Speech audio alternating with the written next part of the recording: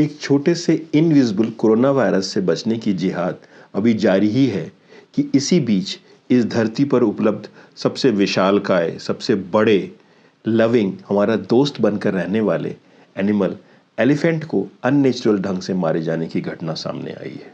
केरल के पलक्कड़ जिले में एवरग्रीन फॉरेस्ट के लिए फेमस साइलेंट वैली के जंगलों के पास एक गांव में इंसान की हरकतों के कारण एक प्रेग्नेंट हाथी की मौत की घटना के बारे में मीडिया में आपने सुना होगा।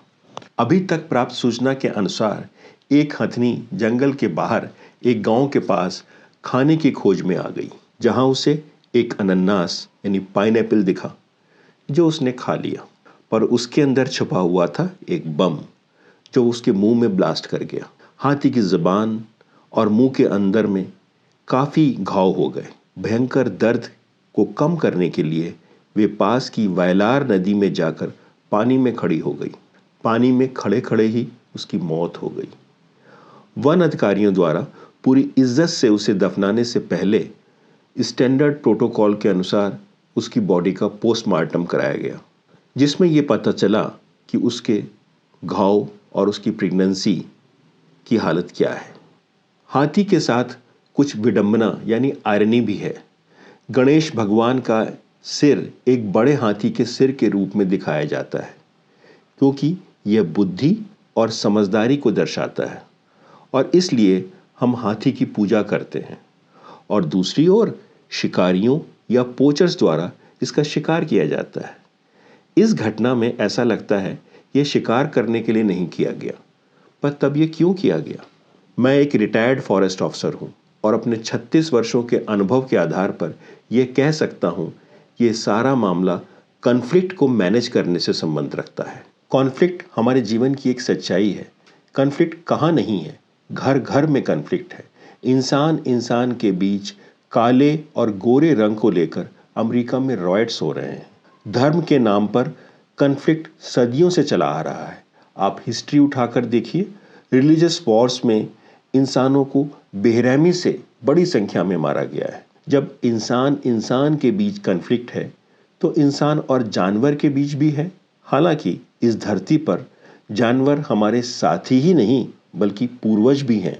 हाथी और अन्य जानवर भी रिहायशी इलाकों में आ जाते हैं, क्योंकि हमने अपने बुद्धि का इस्तेमाल कर उनके हैबिटेट यानी जंगलों पर कब्जा कर लिया है। भारत में पिछले 3 वर्षों में मैन एलिफेंट कॉन्फ्लिक्ट की वजह से 1713 लोगों की मौत हुई है और वहीं इंसानों ने 373 हाथियों को मार डाला है। ये घटनाएं ज़्यादातर बंगाल, उड़ीसा, झारखंड, आसाम, केरला, कर्नाटक वगैरह राज्यों में होती हैं, क्योंकि इन राज्यों में हाथियों की संख्या ज़्यादा है और जंगल विकास के कारण कम होते जा रहे हैं। कभी माइनिंग की वजह से तो कभी किसी और कारण से। हाथी के जाने के रास्ते यानी कॉरिडोर्स को रोका जा रहा है। कोई विकास का प्रोजेक्ट आ गया, कहीं रोड आ गई।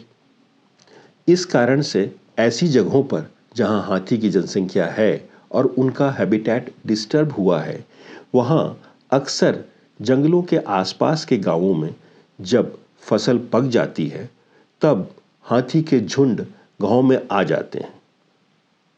इसके कारण अक्सर वहाँ के ग्रामीण बहुत ही खराब स्थिति में रहते हैं। मैंने देखा है कई बार अक्सर रातों रातों ग्रामीण अपने घर की छतों पर या पेड़ों पर अपना समय बिताते हैं, क्योंकि उन्हें खुद अपनी जान को बचाना होता है, अपनी फसलों को बचाना होता है। और कभी कभी कुछ लोग उन्हें मारने की कोशिश करते हैं, कभी इलेक्ट्रोक्यूट कर कभी किसी चीज में जहर मिलाकर देते हैं, या फिर कभी शिकारियों और पोचर्स के साथ देकर हाथी को मारने की कोशिश करते हैं। इस घटना की बात करें तो जो सूचना मिली है उसके अनुसार जंगली सुअर भी वहां काफी हैं और वो खेतों में आ जाते हैं और खेतों को बर्बाद करते हैं।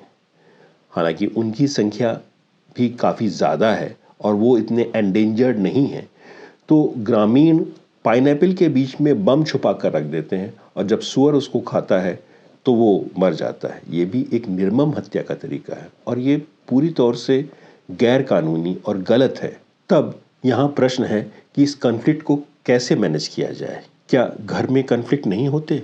क्या हम उस कॉन्फ्लिक्ट को मैनेज करने के लिए एक दूसरे को मार देते हैं? इंसान होकर भी अगर हमने अपने साथियों, चाहे वो इंसान हो या जानवर, के साथ कॉन्फ्लिक्ट को मैनेज करना नहीं सीखा, तो हमारे बुद्धिमान इंसान होने का क्या फायदा।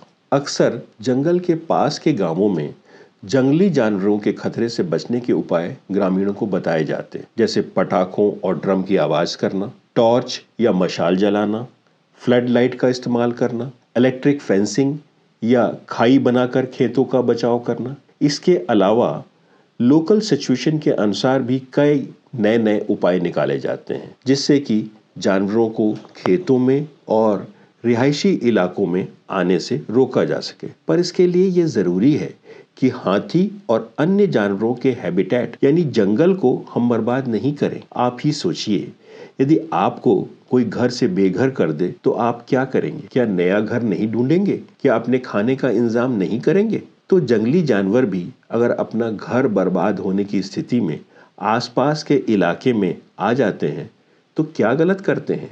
तो बात यहाँ नज़रिए की है। कॉन्फ्लिक्ट को हमें मैनेज करना है, कम करना है, उसे बढ़ाना नहीं है, वरना वही होगा जो हो रहा है।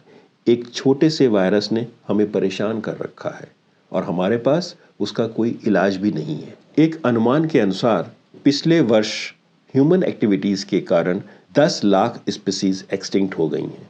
हो सकता है उसमें से कोई स्पीसीज इस वायरस को कंट्रोल करने के लिए ज़रूरी हो। चलिए एक एग्जाम्पल लेते हैं। आपने तपीर नाम के एक जानवर का नाम सुना होगा। ये अमेज़न के एवरग्रीन फॉरेस्ट में रहता है और ये इसका मुख्य काम वहाँ सीड डिस्पर्सल करना है, यानी कि ये अमेज़न फॉरेस्ट को मेंटेन करता है। अमेज़न फॉरेस्ट हमारे संसार को 6% ऑक्सीजन प्रदान करता है और काफ़ी अधिक मात्रा में CO2 को एब्जॉर्ब करने का काम करता है। CO2 की अधिकता के कारण गर्मी बढ़ती है, ग्रीन हाउस इफेक्ट होता है और क्लाइमेट चेंज होता है। हालांकि तपीर से हमारा कोई संबंध नहीं है, लेकिन इनडायरेक्टली ये इतना बड़ा रोल करता है जिससे कि हमारा जीवन इस धरती पर संभव है।